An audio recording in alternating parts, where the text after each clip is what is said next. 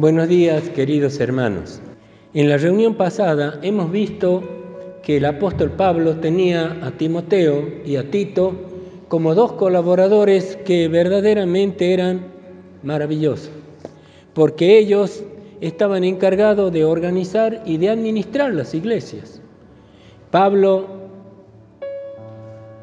no podía hacerlo solo, entonces necesitaba la colaboración de estos dos hermanos para que le ayudaran. Esto que les digo, para que ustedes se acuerden, nosotros lo hemos citado como hecho contundente, por ejemplo, en 1 Timoteo, capítulo 3, versículos 14 y 15, Pablo le dice: te escribo, Timoteo, te mando este mensaje para vos, para que si tardo en llegar, tú sepas cómo debes comportarte, cómo debes conducirte en la casa de Dios. Esa casa de Dios donde tú vas a estar y enseñarle a los efesios, es columna vertebral de la verdad. Así que ten cuidado, estimado Timoteo. También hemos visto que Pablo hace hincapié en Tito y le dice a Tito: amigo, en Tito capítulo 1, versículos 5 y 6. Por esta causa, le dice Pablo a Tito, te dejé en Creta para que corrija los errores. Vamos a repetir. En Tito, Pablo le dice estas palabras: por esta causa te dejé en Creta. ¿Para qué te he dejado en Creta? Te he dejado, amigo, para que corrijas allí lo que está mal. ¿Y para qué más? Y para que organices las iglesias, estableciendo ancianos en las distintas ciudades. Tito estaba encargado de organizar las iglesias, de colocar ancianos al frente de las iglesias. Hermanos, le dice: esos hombres y mujeres que pongas allí de anciano, a esos hombres deben ser maridos de una sola mujer. Hemos prestado atención en el primer capítulo de Timoteo, desde el versículo 3 al 11. En esos versículos, Pablo instruye todo lo concerniente que tiene que ver con la doctrina. Cómo debe ser la doctrina en la iglesia de Éfeso. En Éfeso había problemas.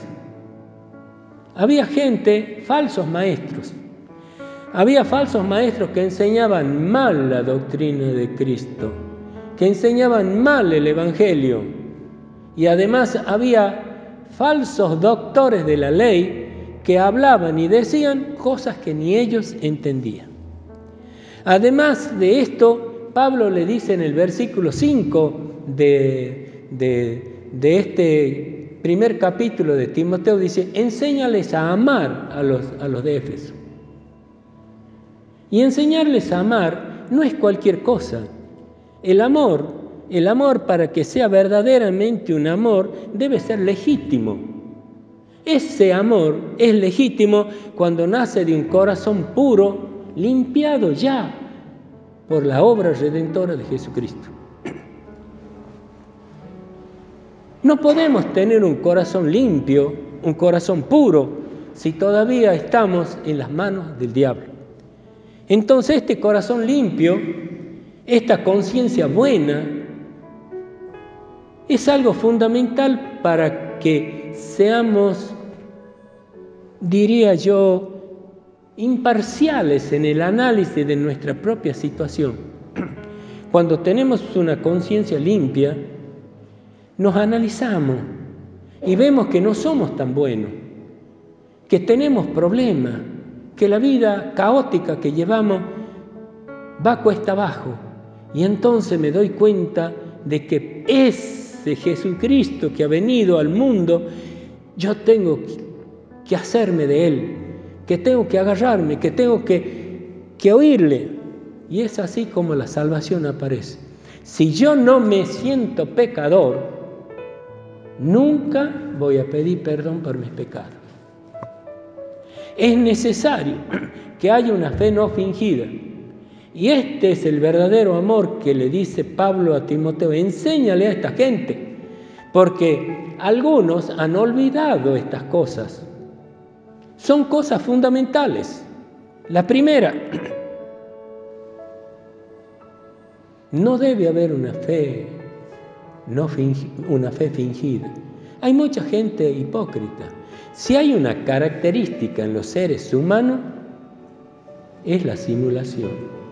El ser humano es un maestro en la simulación. Claro, por supuesto, nos puede engañar a todos nosotros, pero a Dios no. Por esa razón, le dice Pablo, es necesario que esta gente aprenda y comprenda que el amor debe ser limpio, legítimo, nacido del arrepentimiento, de esa fe genuina en el Señor Jesucristo. También Pablo le hace notar a Timoteo que la ley es para los transgresores, y para aquellos que se oponen al sagrado, al santo Evangelio de Dios. ¿Para quién es la ley? Para los transgresores,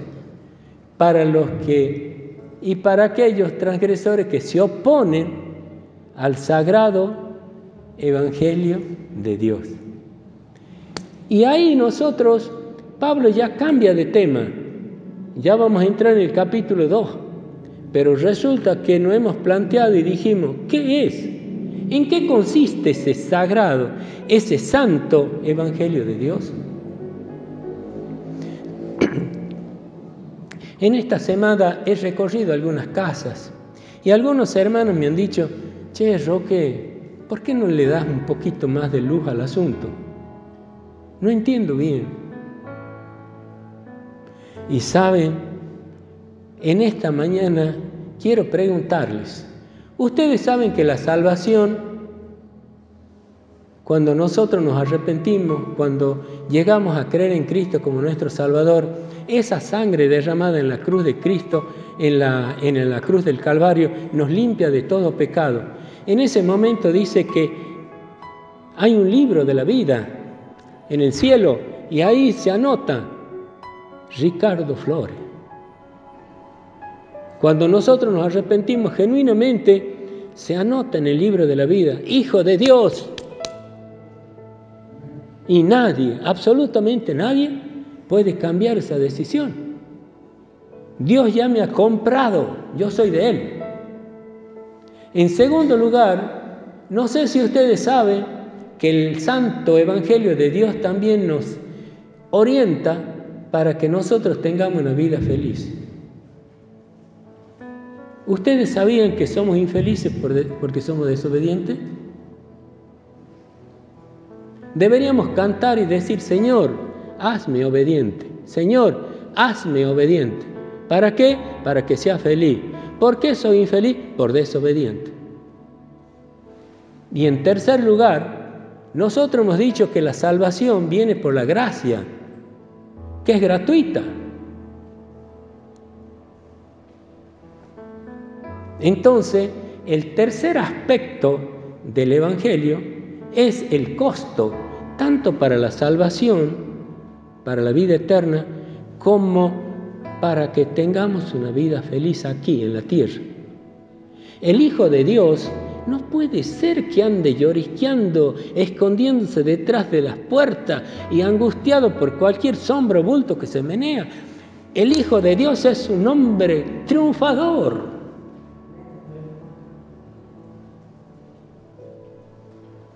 Así que en esta mañana yo voy a desmembrarlo a este santo y glorioso Evangelio de Dios en tres partes. La primera tiene que ver con la salvación eterna de nuestra alma. Y para eso, supongamos hay 200 versículos en la Biblia. Yo voy a elegir 2 citas nomás. La salvación del alma se requiere diría, lo voy a fundamentar con 2 versículos bíblicos. El primero se encuentra en Lucas capítulo 19, versículo 1 al 10. ¿Saben? Este pasaje se trata de un pasaje muy conocido por nosotros. Es aquel momento en que Jesús entró en un lugar donde había un hombre que se llamaba Zaqueo. Jesús iba caminando. Zaqueo era un muchacho bajito. Ustedes pueden verlo allí. Lucas capítulo 19, versículo 1 al 10. Zaqueo era jefe de los publicanos. Los publicanos eran los que cobraban los impuestos. Zaqueo era un ladrón. Zaqueo era perverso en todo sentido. Pero saben, aquel día Zaqueo quería verlo, conocerlo a Jesús. Y él, como era de baja estatura, corrió y se subió a un árbol. En la Reina Valera dice que se subió a un árbol sicómoro. Pero resulta que eso en la versión es un árbol, es una higuera. Ahí se subió y de ahí estaba viéndolo Jesús. Y cuando Jesús pasó por ahí le dijo, versículo 5, Zaqueo, bájate ahora mismo porque quiero hospedarme en tu casa. Bájate ya porque quiero hoy estar contigo. Cuando la gente vio que Jesús iba a entrar en la casa de este perverso, de este malo, de este pecador, empezó a murmurar y decir cosas en contra de Zaqueo. Pero después que terminó la comida, Zaqueo dijo a Jesús, Señor, se puso en pie y dijo, Señor, voy a dar a los pobres la mitad de mis pertenencias. Y si he robado, le voy a devolver 4 veces a aquel que le he robado. No era poca cosa, hermano. Había que tener un corazón puro, sincero, genuino. Y entonces Jesús le dijo, desde hoy tú y tu casa serán salvos, porque eres verdaderamente un hijo de Abraham. Yo, el Hijo del Hombre, dice Jesús, he venido para buscar lo que se había perdido, lo que estaba lejos de Dios. Voy a repetirlo. Esta es la razón que el Evangelio de Jesucristo es la búsqueda de nuestras almas para la eternidad. Jesús dice, yo he venido para buscar aquello que estaba perdido, que estaba lejos de Dios. Dios, a través de su Hijo Jesucristo, mira en general, pero también mira particularmente la mente y el corazón de cada uno de nosotros. Analiza cómo está ese corazón hoy, en este momento. Y eso es lo que hizo con Zaqueo. Bájate, Zaqueo, hoy voy a comer contigo. ¿Que sos perverso? ¿Que sos ladrón? ¿Que sos estafador? Sí, ya lo sé. Pero tenés una actitud, un corazón, una fe no fingida. Has sido capaz de subirte al árbol. Hoy ha venido la salvación a tu casa. Este es un aspecto para que nosotros veamos que el Evangelio de Cristo tiene la función categórica de salvarnos. El segundo versículo que quiero citar también del Nuevo Testamento está en San Juan capítulo 3, versículos 16 y 18. Es el famoso versículo que ¿quién no lo sabe? Este es el segundo aspecto bíblico que nosotros nos garantiza que el Santo Evangelio de Dios tiene la facultad, la capacidad, la acción de salvar. Dice, Dios amó tanto a la gente de este mundo, es versión, Dios llega al hombre, la versión más actualizada. Dice, Dios amó tanto a la gente, amó tanto al mundo, que me ha entregado a mí, que soy su único Hijo, para que todo aquel que en Él cree no se pierda, sino tenga vida eterna. Porque Dios no me envió a mí al mundo para condenarlo a la gente, sino para que sean salvos todos. Dios me ha mandado a mí, dice Jesucristo, para que la gente sea salva por mí, para que se salve. El que cree en mí, dice Jesús, que yo soy el Hijo de Dios, no será condenado por Dios. Pero el que no cree ya ha sido condenado, porque la luz vino y no creyeron. Qué interesante. Diría, hermanos, este es lo que hemos predicado permanentemente. Dios vino a través de su Hijo Jesucristo a volver a entablar una relación fraterna entre el hombre y Dios. Nosotros hemos perdido el contacto allá en el huerto del Edén con nuestros primeros padres. Y en ese momento hemos quedado fuera, sin contacto, sin ese diálogo fructífero. Y desde allí hay una promesa que tendría que venir Jesucristo. Mientras tanto, todo el Antiguo Testamento está hablándonos de la gracia, de favor, diciendo: sean obedientes, obedezcan a Dios y recibirán la gracia de Dios. Obedezcan. El Evangelio, según Pablo, lo caracteriza. Si alguien le pregunta a Pablo qué es el Evangelio de Jesucristo, dice: es poder de Dios, es potencia de Dios. Dice que la palabra poder y potencia es la misma traducción que dinamita. El Evangelio es una dinamita.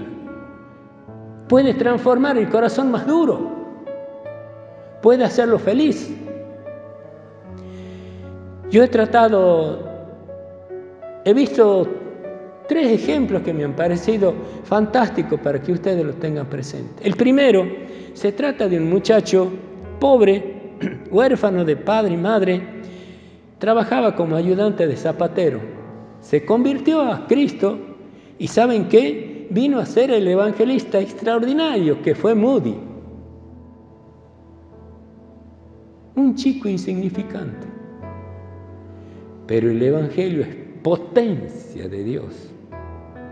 Lo ha transformado y se ha convertido en el evangelista más exitoso que ha tenido el mundo. 3 millones de almas, según cuenta la historia, ha llevado a los pies de Cristo Moody. En segundo lugar, había otro chico, hijo de campesino, muy modesto, pobre, que ha logrado también creer en Cristo como su Salvador. ¿Saben qué ha logrado ser este niño? El presidente de los Estados Unidos. Es Abraham Lincoln, que luego ha liberado al pueblo norteamericano de la esclavitud. El Evangelio puede hacer cosas maravillosas, transformarlo al hombre. Y es eso lo que, en primer lugar, hace el santo Evangelio de Dios. El tercer ejemplo que tengo, y lo he citado, y no lo voy a obviar, es de Scofield. Scofield era un abogado borracho. Estaba tirado en las veredas. Se ha convertido al Evangelio y ha pasado a ser uno de los teólogos más importantes. Ha escrito la traducción bíblica de la Biblia de estudio de Scofield. El Evangelio es poder de Dios. No es simplemente que estamos nosotros hablando por hablar. Esto es lo que hace el poderoso, el santo, el glorioso Evangelio de Dios. Transformarnos, hacernos victoriosos. En segundo lugar, el santo y glorioso Evangelio de Dios también nos enseña cómo debemos ser nosotros para ser felices. No sé si ustedes se han dado cuenta, yo he preguntado más de uno, si el Evangelio me dice a mí cómo debo ser feliz. Miren, en esta mañana les voy a recalcar, el Evangelio me dice con toda claridad, desde el Antiguo Testamento hasta el Nuevo Testamento, cómo y qué debo hacer para ser feliz. Para lograr, para tener una buena vida, una vida plena. La vez pasada le decía a unos amigos si valía la pena ser bueno. En esta noche, en esta mañana, después de que hablemos, me gustaría que ustedes se planteen si vale la pena ser bueno. Pero tengo Proverbios como ejemplo, Proverbios capítulo 3, versículo 1 al 8. ¿Qué dice acá? Acá el eje vertebrador no es el corazón puro, no es la limpieza, no es la fe no fingida. Acá sabe cuál es el eje vertebrador de para que usted sea feliz. La obediencia. Debe obedecer a lo que Dios manda. No venga a echarle la culpa a Dios si usted anda mal y es desobediente. Dice así en Proverbios capítulo 3, versículo 1 al 8. Hijo mío, no te olvides de mi ley y tu corazón guarde mis mandamientos, porque largura de días y años de vida y paz te aumentarán. Nunca se aparte de ti la misericordia y la verdad. Átalas a tu cuello, escríbelas en la tabla de tu corazón, y hallarás guía, y hallarás gracia y buena opinión ante los ojos de Dios y de los hombres. Ustedes saben que Jesús, mientras la Biblia dice que crecía en gracia y buena opinión para con Dios y para con los hombres. El segundo que aparece, hay otro en la Biblia que dice esto, lo mismo. Me gustaría que lo piensen. ¿Quién es el otro? Jesús es uno. Jesús crecía en gracia y buena opinión para Dios y para con los hombres. Dice acá el versículo, fíjate de Jehová de todo tu corazón, reconócelo en todos tus caminos, Él enderezará tu vereda. Reconócelo en todos tus caminos y Él enderezará tu vereda. No seas sabio en tu propia opinión, teme a Jehová, apártate del mal, porque será medicina para tu cuerpo y refrigerio para tus huesos. La verdad que yo, miren, debería pegarlo en la puerta de la casa y todos los días este pasaje de Proverbio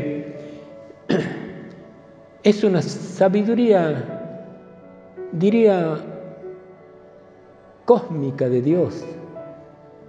Si nosotros hiciéramos esto, seguro que somos felices. Seguro.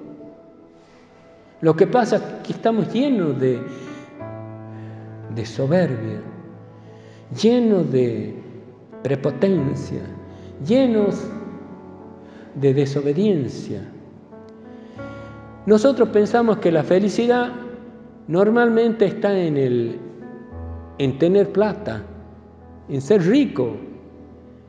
Pero quiero contarles, he encontrado un multimillonario norteamericano, Hayes Golds, difícil de pronunciar, multimillonario norteamericano.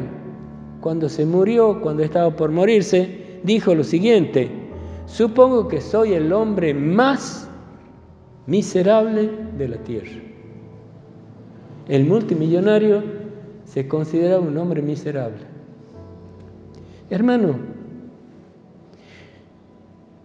¿usted ha escuchado por casualidad que Jesús nos dijo, confórmate con lo que tenés? Disfruta con lo que tenés ahora. No importa, mañana podés tener el doble, el triple. Disfruta lo que tenés hoy. Porque no es que cuando me dice que disfrute con lo que tengo, no es que con eso voy a morir. No, mañana Dios me va a dar más. Pasa aún más. Y más.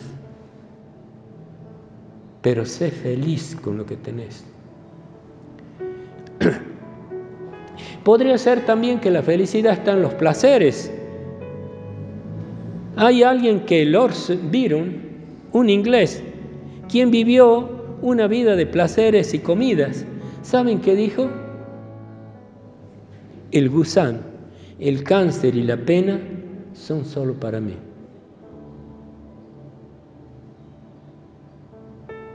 Nosotros queremos vivir como estos tipos para que luego amargados digamos lo mismo. Puede ser también que nos interesa el poder, por ejemplo, el poder militar. Alejandro Magno, después que conquistó todo el mundo conocido, ¿saben? Ya no tenía más que conquistar y se largó a llorar. No tenía más que hacer.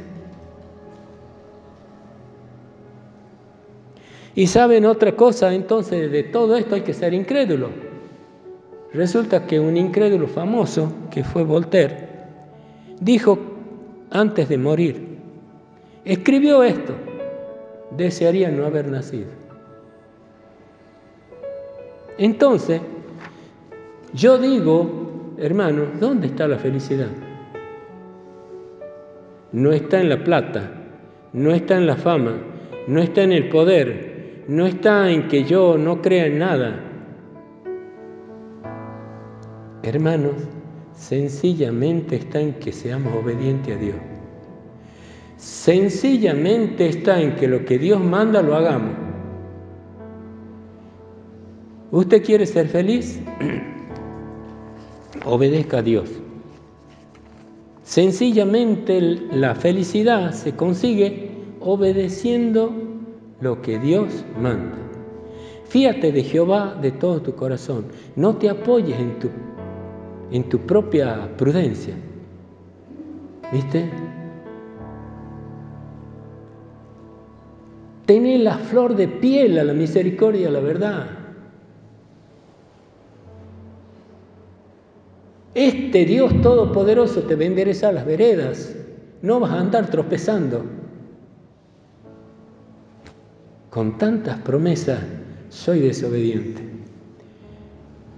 El segundo texto bíblico que quisiera yo hacerles ver, que tiene que ver, diría yo, con el segundo aspecto importante, que es, en realidad, que el sagrado y santo evangelio de Dios también está acá en la tierra, dicho por Jesucristo para que nosotros seamos felices. El texto que he leído es del Antiguo Testamento. No hay un judío que no sabe que si es obediente a Dios, Dios le va a bendecir. Todo judío sabe que si él no obedece a Dios, la gracia de Dios no está con él. La gracia aparece en el Antiguo Testamento como un poder divino de Dios para ese obediente. La gracia en el Nuevo Testamento aparece como un motor para la salvación de nuestra alma a través de Jesucristo. Pero quiero que ustedes escuchen y lean las palabras del mismo Señor Jesucristo. Dice Jesús que Él es el buen pastor. Lo que pasa es que nosotros decimos, sí, Señor, vos sos mi pastor. Según la Biblia, si nosotros decimos que Jesús es el pastor, debemos obedecerle, porque dice que la oveja obedece al pastor. Fíjense ustedes acá, San Juan capítulo 10, versículos 7 al 11. Acá Jesús está narrando algo muy interesante. En este pasaje Jesús dijo, yo he venido para que tengan vida y para que la tengan en abundancia. Quiero que lo remachen a ese versículo, que es el versículo 10. Yo, dice Jesús, explicó, soy la puerta de las ovejas, versículo 7. Versículo 8, todos los que vinieron antes de mí eran bandidos, ladrones. Por eso las ovejas no le hicieron caso. Yo soy la puerta del reino de Dios. Cualquiera que entra por esta puerta es salvo. Cualquiera que entra por esta puerta es salvo. Podrá entrar y salir, Es como lo que nosotros decimos en esta iglesia. Usted puede entrar y salir, es dueño. A nadie le cerramos ni tampoco le estamos diciendo no te vayas. Estate aquí si sos feliz. Jesús dice, el que entra por la puerta, porque yo soy la puerta de mi rebaño, puede entrar y salir y siempre encontrará alimento. Cuando el ladrón llega, dice Jesús, se dedica a robar, a matar, a destruir. Y agrega Jesús una maravillosa cosa. Yo he venido para que todos ustedes tengan vida y para que la vivan en plenitud. Jesús no ha venido para que usted sea feliz cuando se muera. Eso es falso. Jesucristo ha venido para que además de ganar la vida eterna, nosotros seamos felices, para que tengamos una vida plena. No me diga que yo le estoy mintiendo. Jesús, son palabras de Jesús. En la versión última, digamos, más popular, dice Jesús, para que ustedes tengan una vida plena. En Reina Valera dice Jesús, yo he venido para que tengan vida y para que la tengan en abundancia, dice Jesús.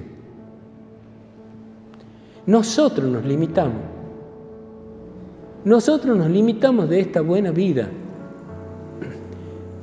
Me tengo que analizar, tengo que ver qué es lo que me enseña Jesús para yo hacer bien las cosas. Es como que el consejo de Dios yo lo tengo que tener a flor de piel, de tal suerte que eso me ayude, me guíe. Jesús está preocupado por nosotros, por las necesidades básicas. ¿Cuál es una de las necesidades más básicas del ser humano? Es la alimentación. La segunda necesidad es el vestido. Y así sucesivamente, cuando ya ha satisfecho todas esas necesidades básicas, va al teatro. Pero hay necesidades básicas del ser humano. Y saben, en Mateo capítulo 14, lo voy a poner como ejemplo también, algo que hace Jesús. Mateo capítulo 14, versículos 13 al 21. Acá hay una multitud que está con Jesús. 14, desde el 13 al 21. Esa multitud ya estaba anocheciendo y Jesús, los discípulos le dicen, dale permiso, mandalos que vayan a buscar comida por el pueblo. Jesús le dice a los discípulos, dale vosotros, dale de comer ustedes. Jesús está preocupado porque la comida es una necesidad básica. Dicen los discípulos, tenemos tan solo 2 pescaditos y 3 panes. ¿Qué vamos a hacer? Tráelo, dice Jesús. Entonces Jesús los bendijo y los dio que los repartan. Estaba preocupado por la comida Jesús. Esta multitud, que eran 5.000 hombres, que comieron de esos 2 peces y esos 5 pancitos, y han sobrado como 12 canastas llenas de peces, y después que han comido esos 5.000 hombres fuera de las mujeres y los niños. Jesús está preocupado para que tengamos una vida sana, una vida buena, que tengamos las necesidades básicas satisfechas. No piense usted que Jesús es un Dios allá lejano.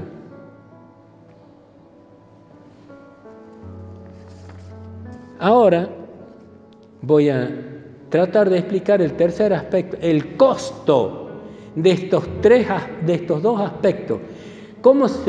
¿Cuánto cuesta la vida eterna y cuánto cuesta ser feliz? Porque eso también dice la Biblia. Es importante que nosotros nos demos cuenta de esto. Dice Jesús, especialmente ya Pablo, en las epístolas, se da cuenta de esta obra maravillosa de Jesús y entonces nos narra y nos dice a nosotros que esa vida eterna no nos cuesta nada, que es gratis, que la vida eterna la podemos conseguir con un corazón limpio. Esta insistencia del corazón limpio es porque de ese modo surge una mente sana que analiza sin prejuicio, sin mezquindades, lo que soy yo. Y cuando analizo así mi persona, no la veo tan brillante, la veo que tiene problemas, que tiene angustias, que tiene necesidad, que Jesucristo me limpie de todo pecado. Y ahí viene la obra redentora. En Romanos capítulo 3, versículos 23 y 24 dice: por cuanto todos pecaron, están destituidos de la gloria de Dios, siendo justificados gratuitamente mediante la redención que es en Cristo Jesús.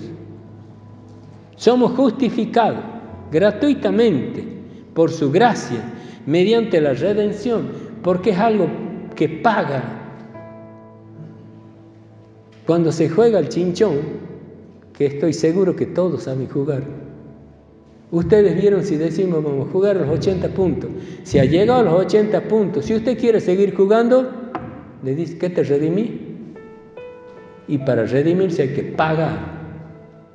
Si usted no paga, no entre en el juego. Nosotros estábamos fuera del juego.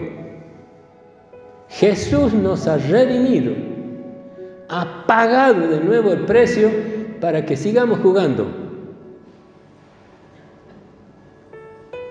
siendo justificados gratuitamente por la gracia mediante la redención. En Efesios capítulo 2, versículos 4 al 5 dice: pero Dios, rico en misericordia, por su gran amor para con nosotros, aun estando nosotros muertos en pecado, nos dio vida juntamente con Jesús. Por gracia somos salvos. No nos cobra nada.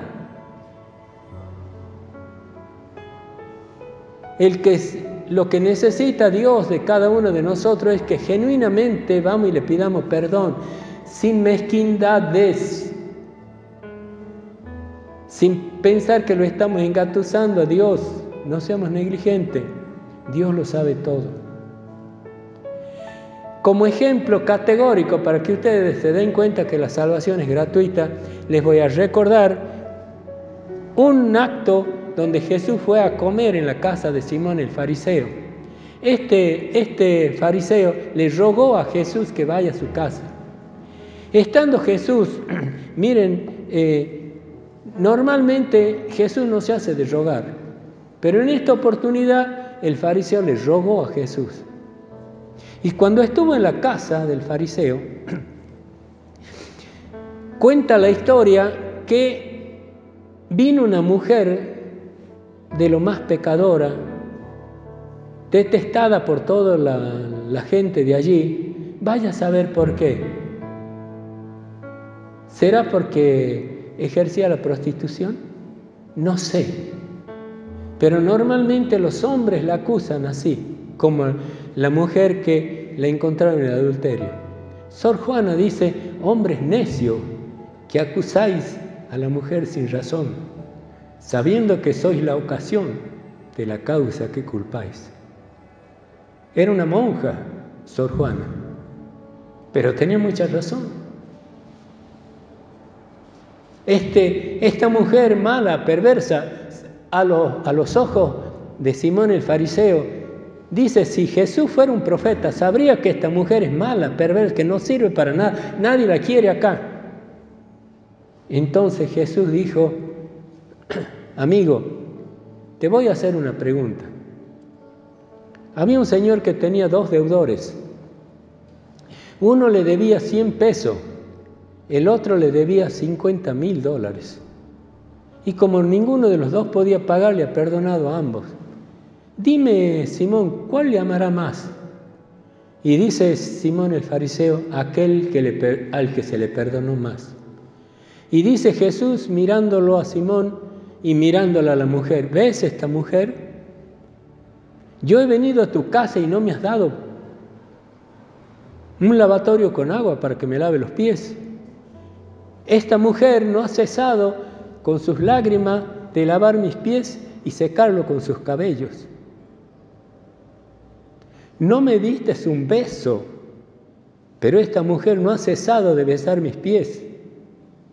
Por esa razón sus muchos pecados, porque amo mucho, sus muchos pecados son perdonados.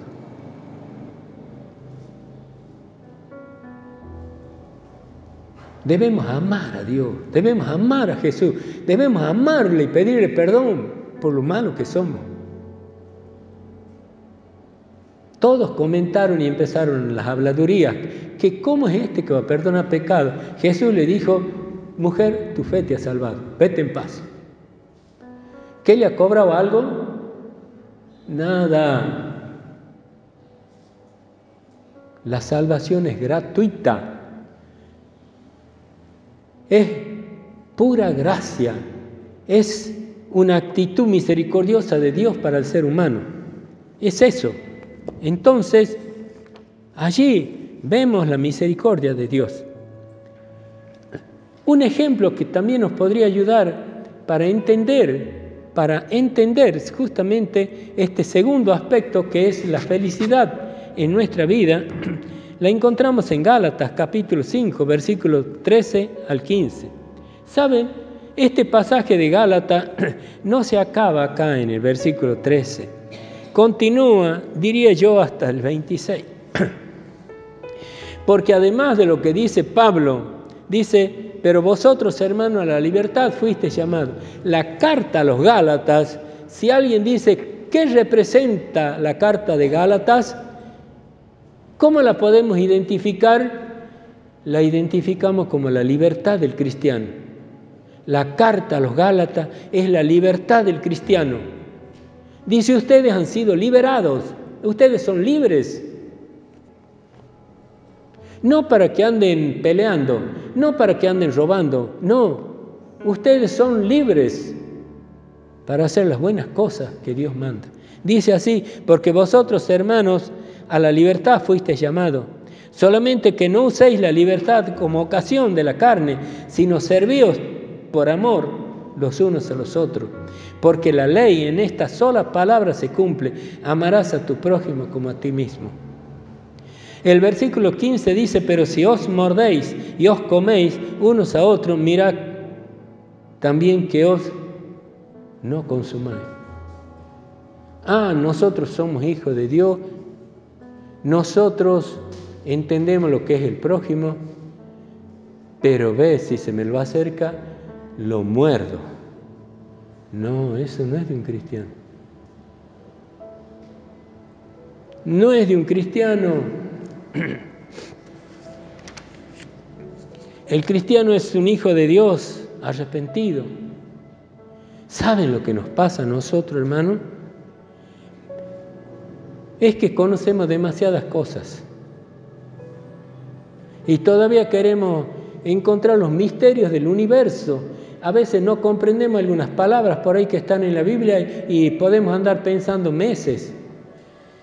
Dice un gran escritor norteamericano, Mark Twain, dice, no me preocupa a mí lo que no entiendo, lo que no sé de la Biblia.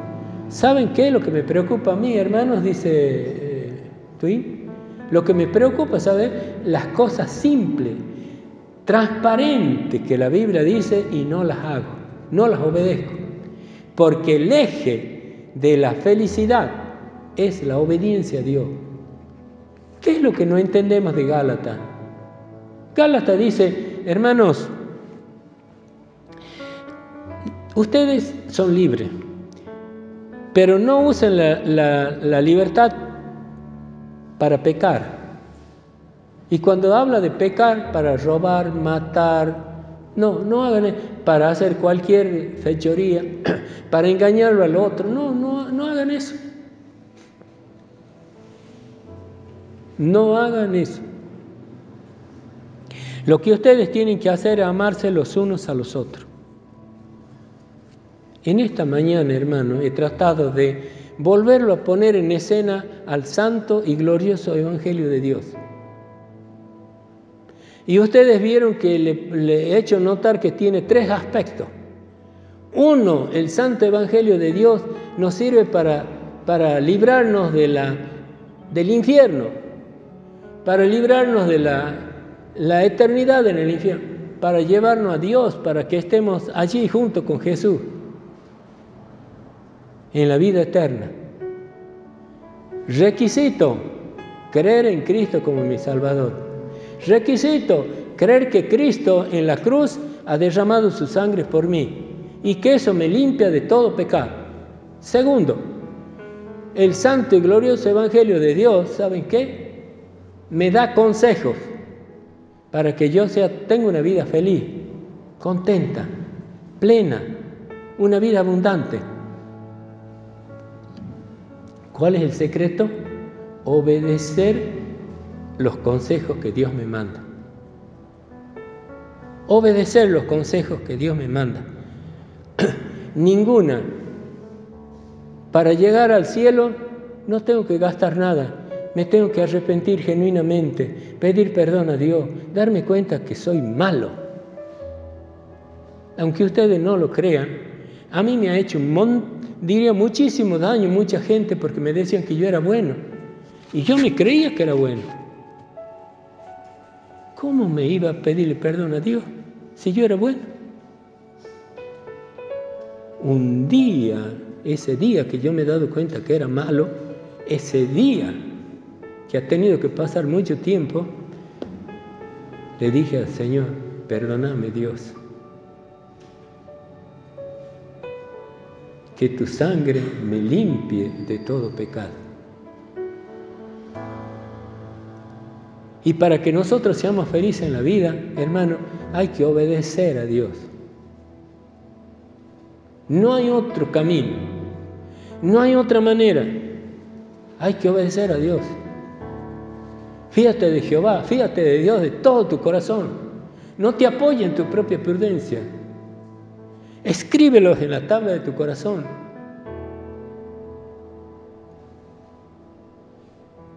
Y hallarás paz, prosperidad. Hermano, no es poca cosa que Dios nos ha dado todo lo que nosotros necesitamos. Mire, ninguno de nosotros se ha muerto de hambre en ningún momento de estos meses. Dios nos ha protegido a todos. ¿No es para decir gloria a Dios? Hermano, me gustaría pedirle a Dios, a este Señor Jesucristo, Todopoderoso, que nos bendiga, que nos libre de todo mal, que seamos hijos obedientes, para que seamos felices. En el nombre de Él rogamos en esta mañana esto. Amén.